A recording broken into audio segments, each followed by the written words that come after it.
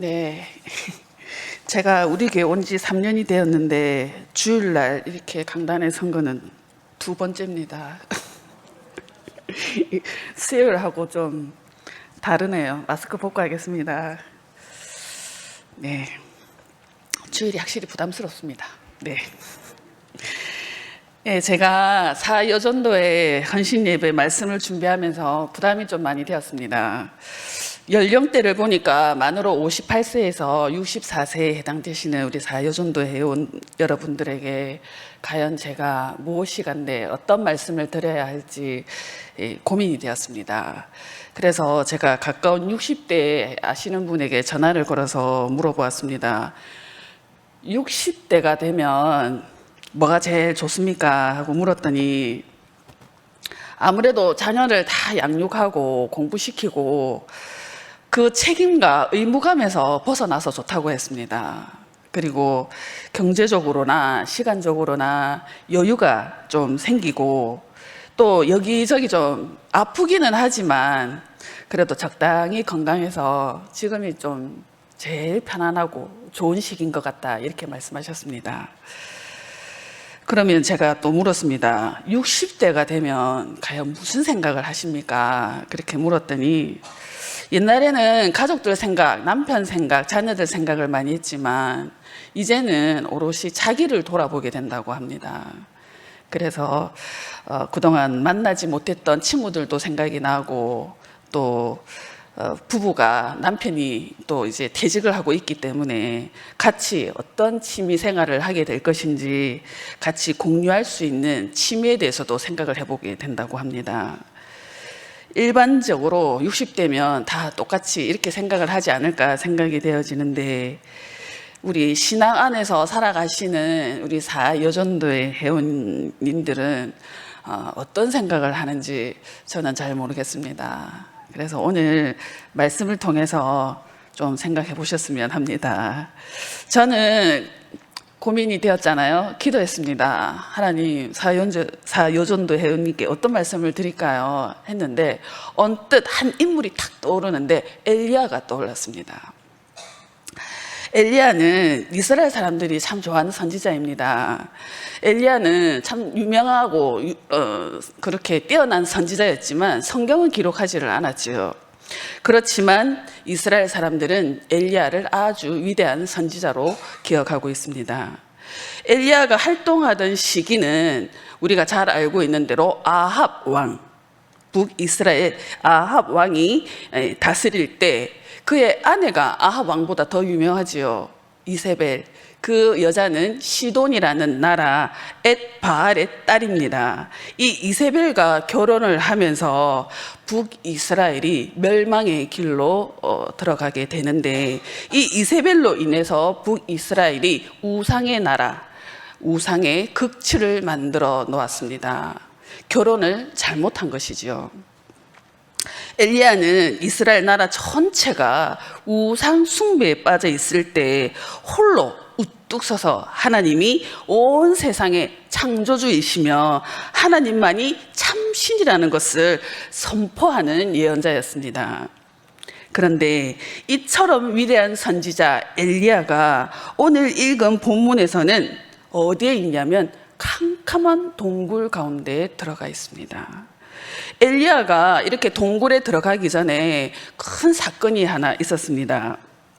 그것은 우리가 잘 알고 있는 바, 엘리야가 바알 선지자 850명을 불러서 갈멜산에서 대결을 벌인 사건입니다. 이스라엘 백성들이 보는 앞에서 바알, 너희들이 믿는 바알 신과 여호와 하나님 중에서 그래 어떤 신이 비를 내려주는지 한번 가려보자는 것이었습니다.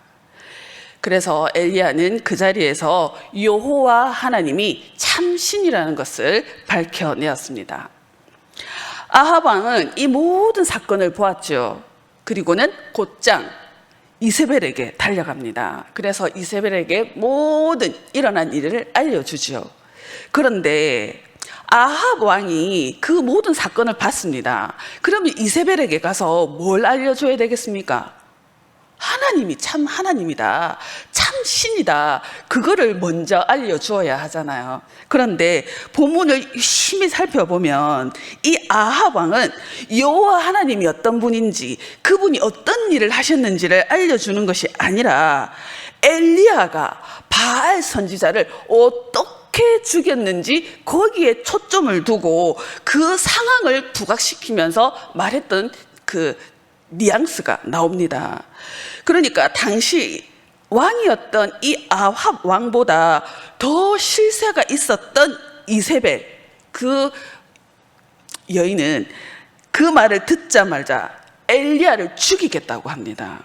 그리고 경고하죠. 얼마나 분했던지, 자기가 믿는 신이 내가 엘리야를 죽이지 않으면 그 신이 자기에게 벌을 내려도 좋다라고 할 만큼 각오가 대단했습니다. 엘리야는 이세벨이 보낸 그 사신의 이야기를 듣고 도망을 갑니다. 어디까지 도망을 가냐면 북이스라엘에서 유다 남쪽으로 가는데 유다 땅에서도 가장 남쪽인 브엘세바까지 도망을 갑니다. 북이스라엘에서 활동하는 선지자가 유다로 내려가는데 그것도 맨 아래 그 먼 브엘세바까지 내려간 것은 왜일까요? 물론 그 서슬이 푸른 그 이세벨에 비해서 여기까지는 이세벨이라도 찾아오지 못할 것이다 라는 생각을 했을 겁니다. 그런데 우리는 성경을 보면서 너무 믿음으로 받아들이기 때문에 좀 현실감이 잘 없을 때가 있습니다. 그래서 우리는 여기서 의문점을 가질 수가 있습니다.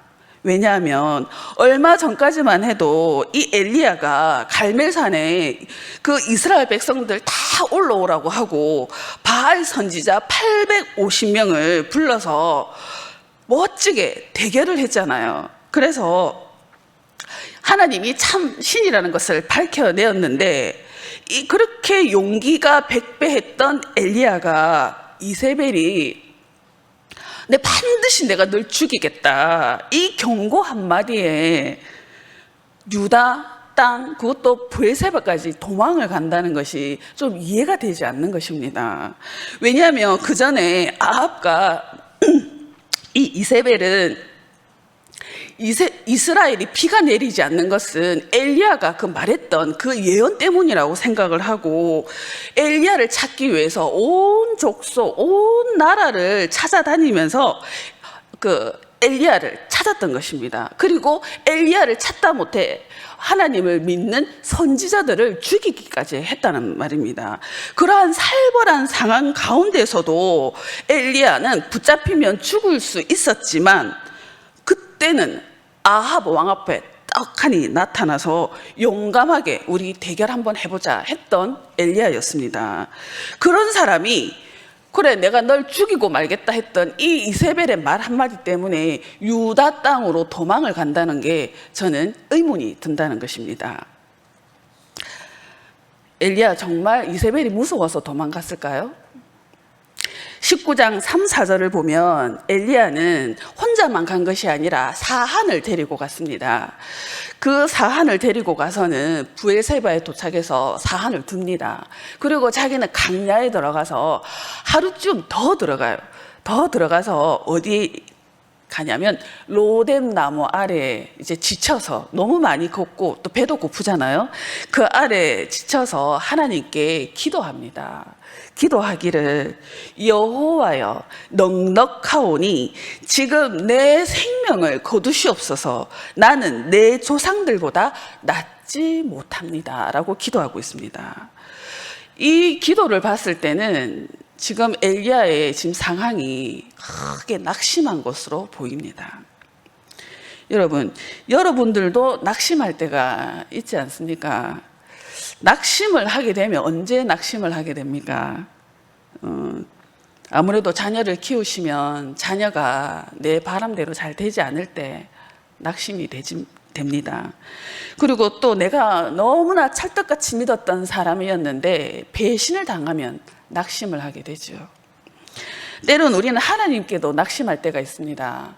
우리가 고통 가운데 있을 때, 아니면 질병 가운데 있을 때, 이런 경제적인 어려움이 있을 때 하나님 도와주십시오. 하나님은 기도하는 자의 기도를 들어 응답하시는 분이 아닙니까?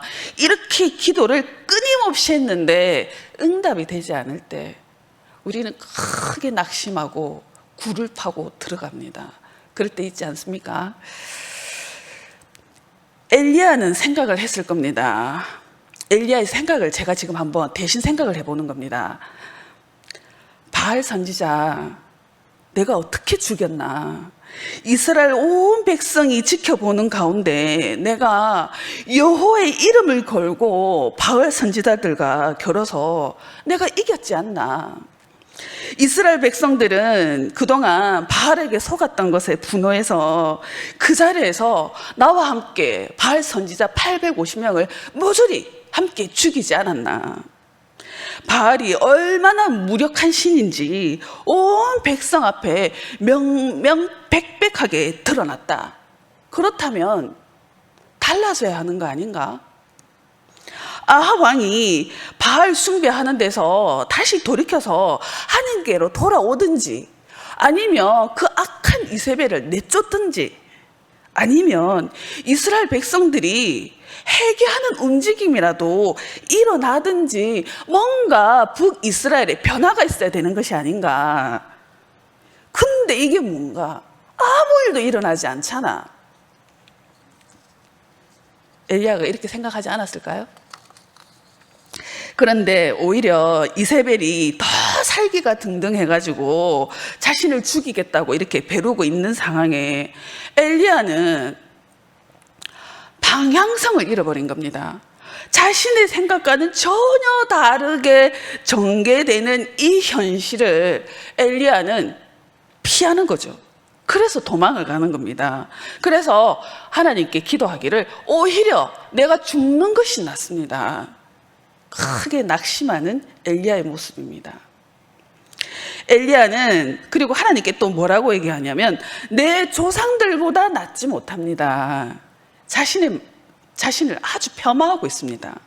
왜냐하면 이스라엘의 다른 선지자들과 비교해서 자신이 그동안 해왔던 사역은 이스라엘 백성들에게 아무런 도전도 주지 못했고 변화도 가져오지 못했다는 것을 자기가 깨닫고 깊은 실패감에 사로잡힌 것입니다.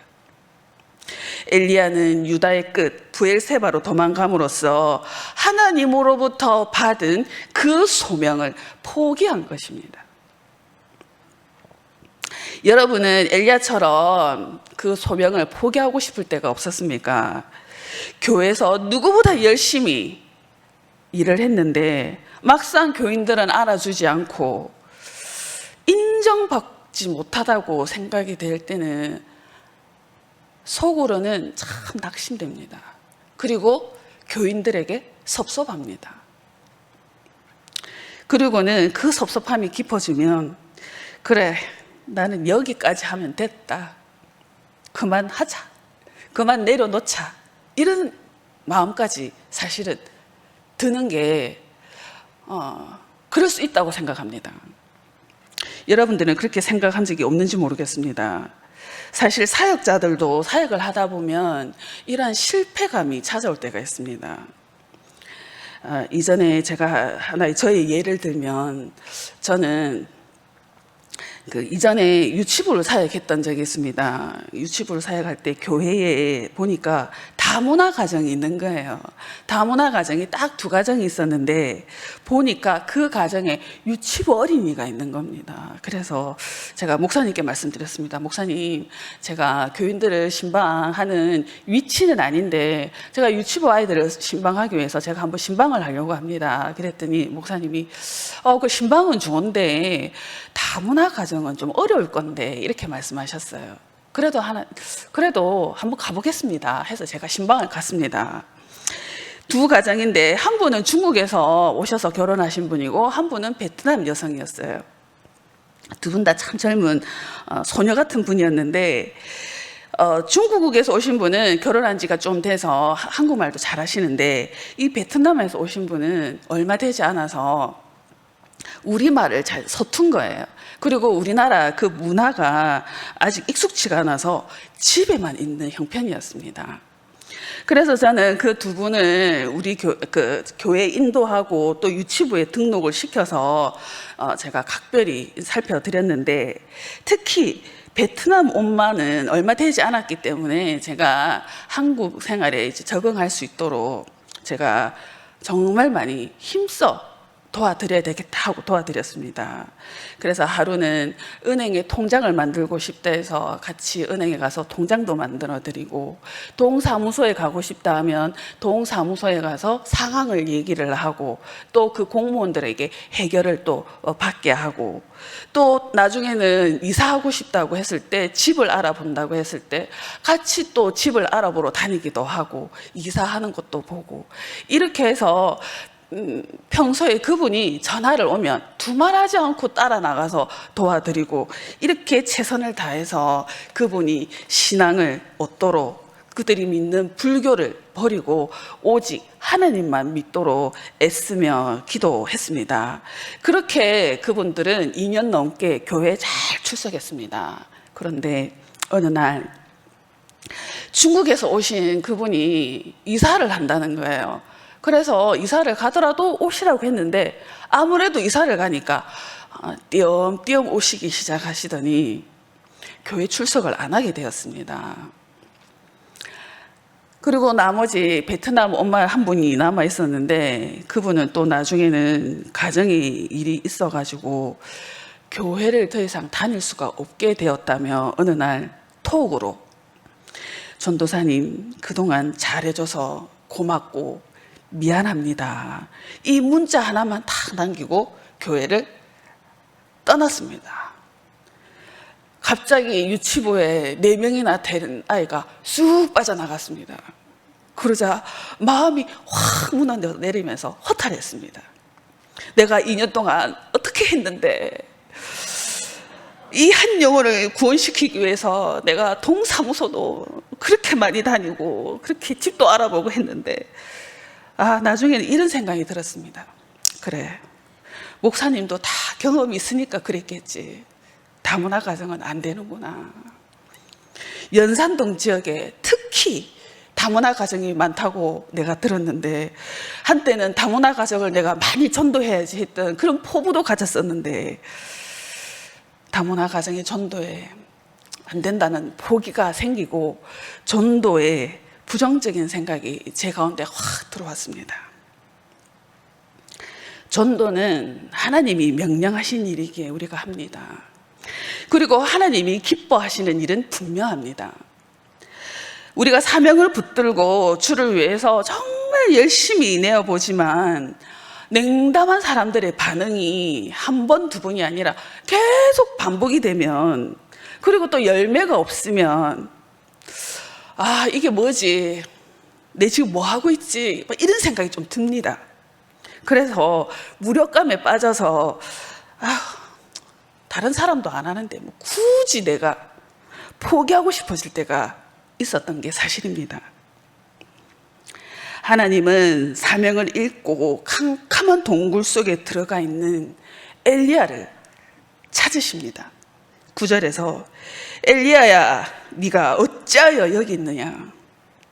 영어로는 What are you doing here? 너 여기서 뭐하니? 이렇게 얘기하는 겁니다. 하나님이 질책하는 말이지. 엘리야는 전곡을 찌르는 질문에 대답을 해야 했습니다. 자신이 왜 북이스라엘에 있지 않고 이 유다 남쪽 끝에 어두컴컴한 동굴 속에 들어가 있는지 말해야 했습니다. 그래서 엘리야가 이렇게 말합니다. 나는 지금까지 여호와 하나님을 위해 열심히, 그것도 유별나게 섬겼지만 돌아오는 것은 이스라엘 백성들이 하나님과 맺은 언약을 버리고 또 주의 제단도 헐어버리고 주의 말씀을 전하는 예언자들을 칼로 쳐서 죽였습니다. 이제 나만 홀로 남았는데 그들은 나의 목숨마저 없애려고 합니다. 이렇게 엘리야가 말했습니다. 하나님은 그의 대답을 들으시고 하나님이 말씀을 하시는 게 아니라 상황을 보여주세요. 어떠한 상황이냐면 먼저 크고 강한 바람이 있었습니다. 바람이 얼마나 셌던지 산을 가르고 바위를 부술 정도였지만 성경에는 여호와께서 계시지 않았다고 말합니다. 강한 바람 후에는 지진이 있었어요. 땅을 가르는 그 엄청난 지진 가운데에서도 여호와께서는 계시지 않았다고 합니다. 지진 후에 불이 일어났습니다. 불 가운데에도 여호와께서 계시지 않았다고 성경에 기록하고 있습니다. 구약 성경에는 바람, 지진, 불 이러한 것들은 하나님의 임재를 상징하는 것입니다. 그런데 바람과 지진과 불 가운데에서도 여호와께서 말씀하지 않았다는 것입니다. 무엇으로 말씀하셨냐면 세밀한 음성, 세밀한 소리로 나타나셨습니다. 하나님은 바알 선지자들을 상대했던 것처럼 초자연적인 현상으로 웅장하게 무섭게 나타나서 말씀하실 수 있는 분입니다.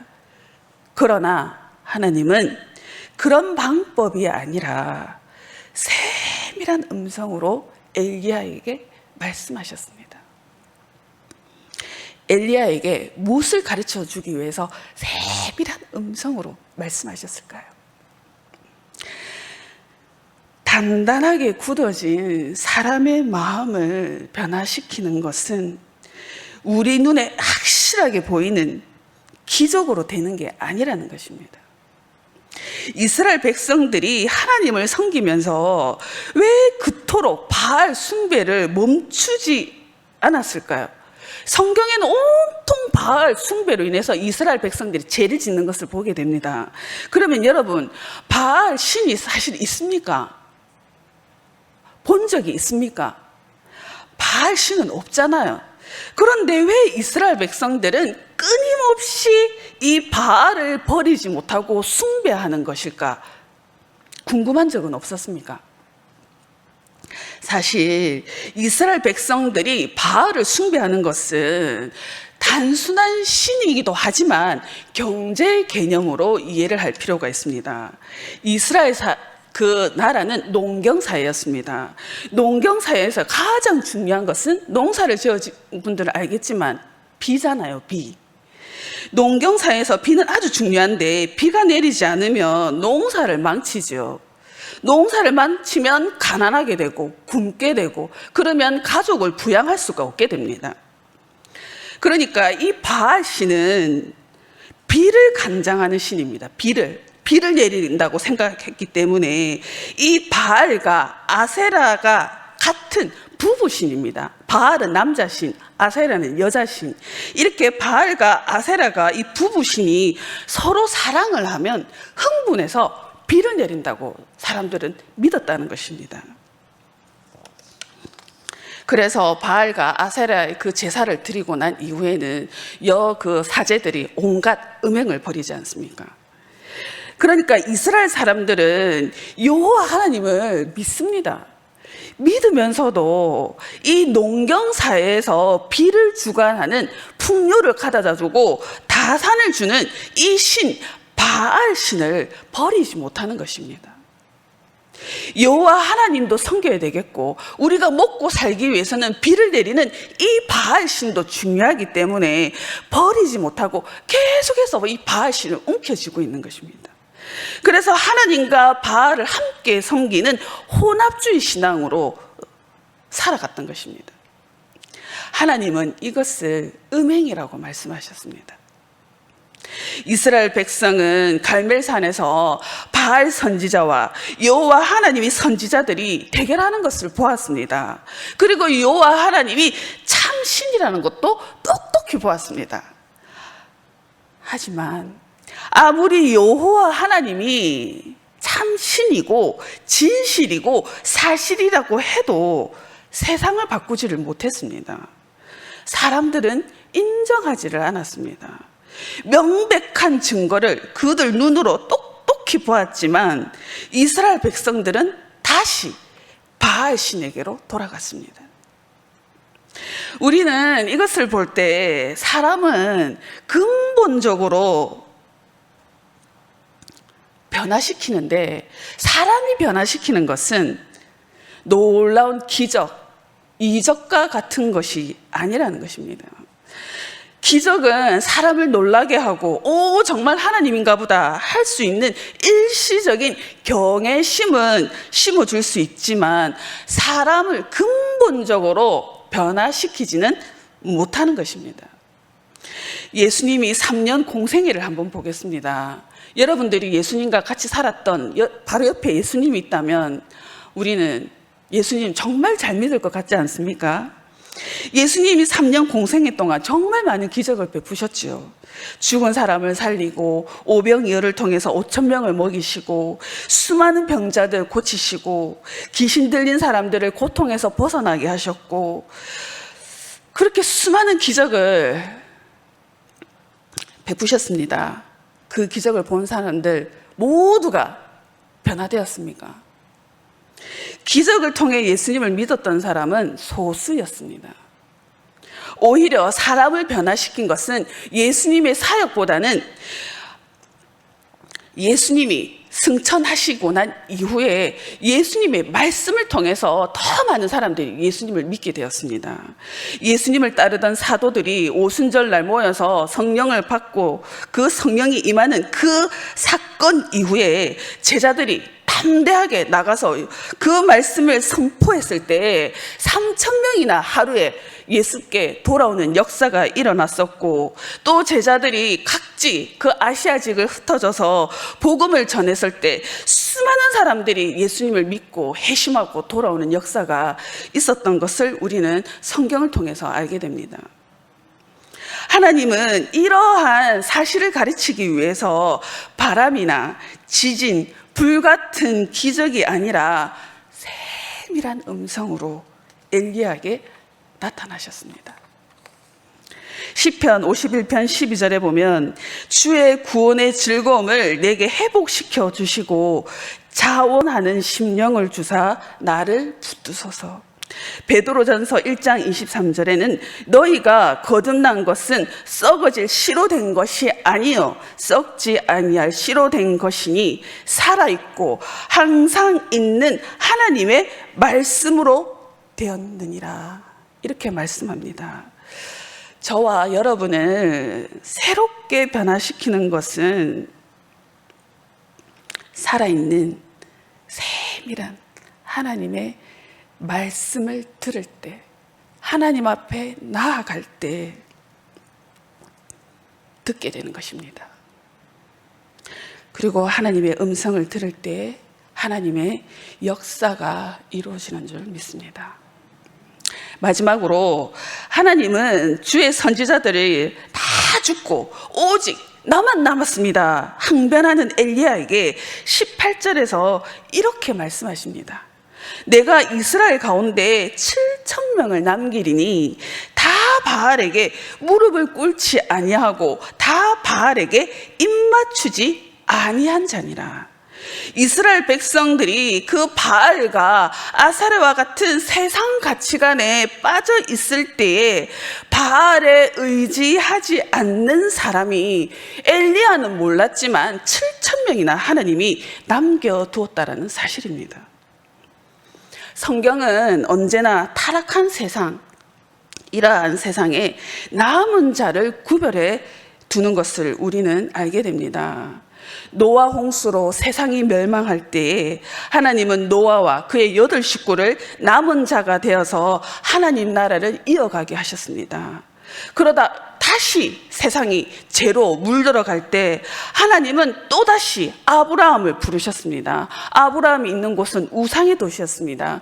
거기서 그 우상의 도시에서 아브라함을 빼내어서 남은 자가 되게 하셨고, 그리고 우리가 오늘 읽었던 이 아합과 이세벨, 그 서슬이 푸른 그 가운데서도 아합 바로 옆에 국내 대신 오바댜가 있었습니다.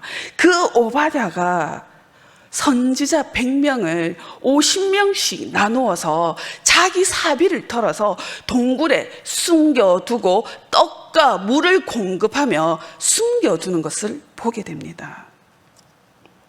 심지어 이세벨의 고향인 시돈, 바알의 본거지라고 할 수 있는 그 시돈에도 남겨진 자가 있었는데, 우리가 알다시피 이 19장 앞에는 경건한 여인 사르밧, 이 엘리야를 먹인 이 사르밧 가부 이야기가 있지 않습니까? 시돈에도 그 바알을 섬기는 그 본고장에도 사르밧 가부 같은 남은 자를 남겨두신 것입니다. 여러분, 그렇다면 오늘 우리가 살아가는 이 세상에도 남은 자가 있지 않겠습니까? 세상에는 바알처럼 풍요와 안락함을 주는 세상 가치관에 무릎을 꿇지 않고 지금도 믿음으로 살아가는 사람들이 너무나 많이 있습니다. 복음을 붙들고 순교적인 삶으로 살아가는 많은 지역에 목숨을 걸고 복음을 전하는 사람들이 있습니다. 우리가 살아가는 이 세상은 믿음을 지키기가 쉽지 않은 곳입니다. 비록 아합이나 이세벨이 가하는 그러한 무시무시한 핍박 같은 것은 없지만, 우리는 최근에 3년 동안 코로나라는 이것을 통해서 여러분들은, 직장 다니시는 분들은 신앙을 지키기가, 또 주일 성수하기가 힘들었던 경험이 있었을 것입니다.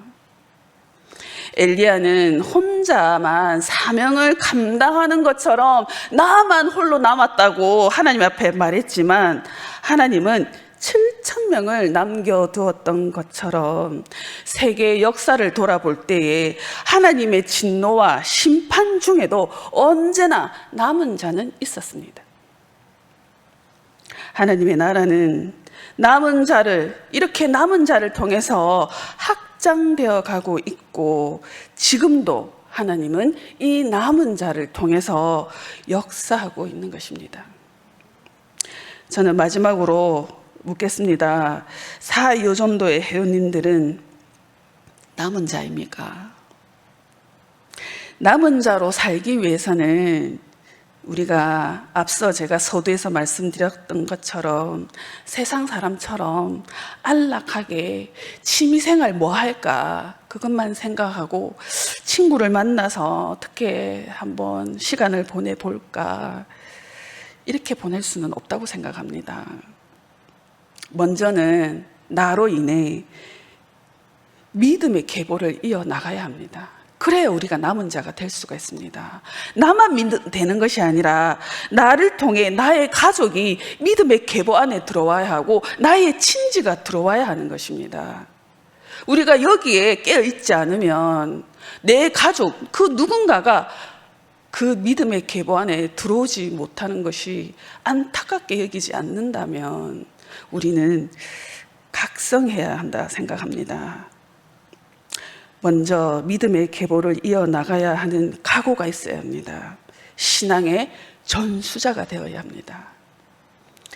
그리고 마지막으로 엘리야가 엘리사에게 가서 기름을 부어서 엘리사에게 엘리야가 영적 모델이 되었던 것처럼 우리 사요전도의 회원 여러분들도 엘리사 같은 사람을 남겨야 하잖아요. 여러분들이 그동안 신앙으로 믿음으로 살아왔던 그 굳건한 모진 풍파를 이기고 견뎌왔던 그 믿음을 따라 살아가는 믿음의 동지들, 뒤이어 있는 요전도회들에게 삶으로 본이 되어주고 영적으로 이끌어 주어야 하는 책임이 있는 것입니다. 그것이 영적인 질서입니다. 주일은 혼자 감당하면 너무 잘할 수 있지요. 하지만 혼자 하면 쉽게 지치고 낙심하게 됩니다. 그리고 교회에서 주일은 혼자 하는 것이 아니라 함께 하도록 만들어져 있습니다. 서로가 각기 가진 그 달란트대로 함께 할 때 아름다운 교회가 되는 것입니다. 우리 사요전도 회원님들은 이 사명을 끝까지 잘 감당하셔서 남은 자로 살아가시는 우리 여전도 회원님, 그리고 우리 성도님 저가 되기를 바랍니다. 기도하겠습니다. 감사하신 하나님, 세상에는 바알처럼 아세라처럼 우리의 마음을 빼앗는 그러한 욕심과 유혹에 이끌려 살아가기 쉬운 그러한 세상을 살아가고 있습니다. 주님은 인자가 올 때 세상에서 믿음을 보겠느냐 말씀하셨습니다. 갈수록 믿음을 지키기가 어려운 시대가 될 것이라는 것을 말씀하시는 것이라 믿습니다.